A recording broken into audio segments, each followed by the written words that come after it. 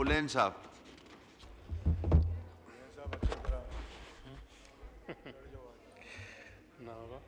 بسم اللہ الرحمن الرحیم. شکریہ جناب اسپیکر صاحب. جیسے کہ گزشتہ 2-3 دنوں سے اس اسمبلی فلور پر ایک ہی ایجنڈا پہ بحث ہو رہی ہے. یقیناً میں سمجھتا ہوں کہ جس طرح ہندوستان نے پاکستان پہ الزام لگایا اور پاکستان کی قیادت نے بہت ہی سنجیدگی سے اس کا جواب دے دیا اور ہر طرح کے افر کی انویسٹیگیشن کا، مگر چونکہ ان کے دماغ میں ایک جنگی جنون سوار ہے اور انہوں نے بالآخر پاکستان پر ایئر اٹیک کیا، تو پاکستان کی طرف سے اپنے دفاع میں ایک واضح اور مضبوط پیغام بھی اس طرف گیا، جو یقیناً ایک قابل تعریف عمل ہے.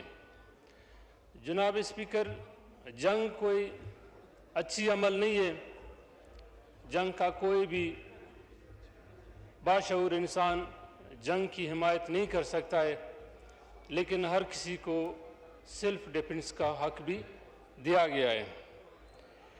جناب اسپیکر، چونکہ اس مسئلے پہ تمام پارٹیوں اور زیادہ تر لیڈرشپ نے اس پہ بات کی ہے، میں اس پہ اسی لیے مختصراً میں نے بات کی، اور میں چونکہ ایک علاقے سے میرا نمائندگی ہے اور میرے بھی علاقہ میں سمجھتا ہوں کسی جنگ زدہ علاقے سے کم نہیں ہے، اور اس ایوان میں حکومتی ذمہ داران بھی بیٹھے ہوئے ہیں، اور چونکہ میں نے 12 اپنے علاقے کے مسائل پر روشنی ڈالی ہے، لیکن بدقسمتی یہ رہا ہے کہ اس ایوان میں جس طرح بھی بات کی جائے یا جس طرح کے معاملات کو پیش کیا جائے، باتیں اور معاملات اس 4 دیواری سے آگے اس کو کوئی ایڈریس نہیں کرتا یا کوئی نہیں سنتا ہے. جناب والا، آج بلوچستان بالکل میں کہتا ہوں کہ اپنی تاریخ کا جو انتہائی مظالم ہیں وہ بلوچستان میں دہرائے جا رہے ہیں.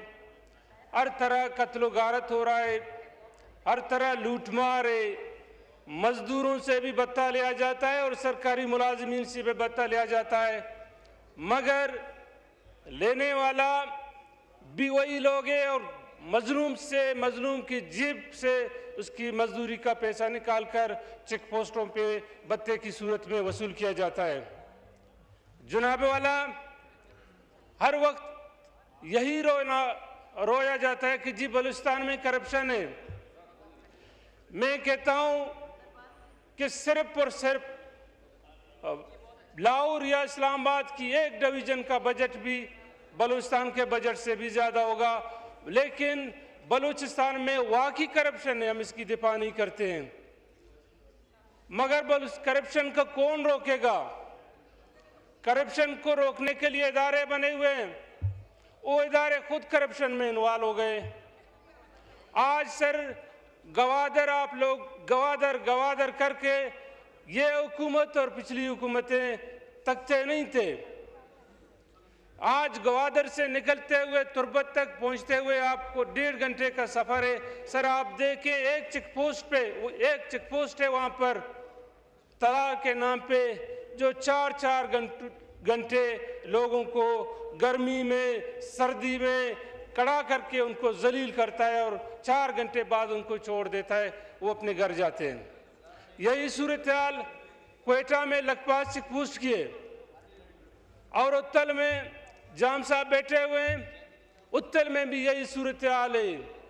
آیا ہم اس ملک کے شہری نہیں ہیں؟ ہمیں زندہ رہنے کا کیوں نہیں دیا جاتا ہے کہ ہم آزادانہ طور پر روزگار کریں اور آزادانہ طور پر اپنے علاقے ایک جگہ سے دوسری جگہ جا سکیں؟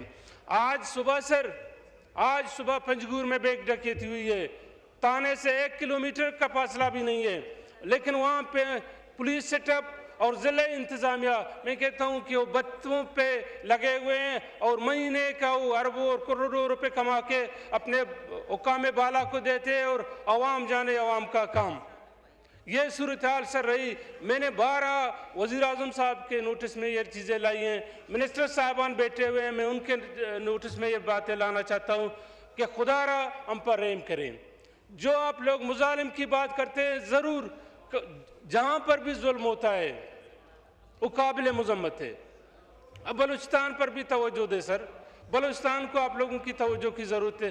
بلوچستان کو اس ایوان کی توجہ کی ضرورت ہے. بلوچستان کو اس حکومت کی توجہ کی ضرورت ہے اور بلوچستان کے لوگوں کو روزگار کرنے دیا جائے. آج ایرانی بارڈر کو تربت سے 2 مہینہ ہوئے بند کیا گیا ہے سر. وہاں کے لوگ کیا کریں گے؟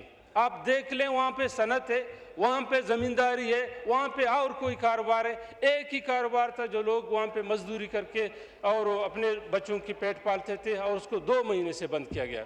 میں انہی الفاظ کے ساتھ سر آپ کا شکریہ ادا کرتا ہوں. اور ایک دفعہ پھر جو مظالم ہوئے ہیں, ہمارے جو لوگ شہید کیے گئے تھے, میں ان کو خراج عقیدت پیش کرتا ہوں اور ہندوستان کی اس جنگی عمل کی مذمت کرتا ہوں. Thank you sir.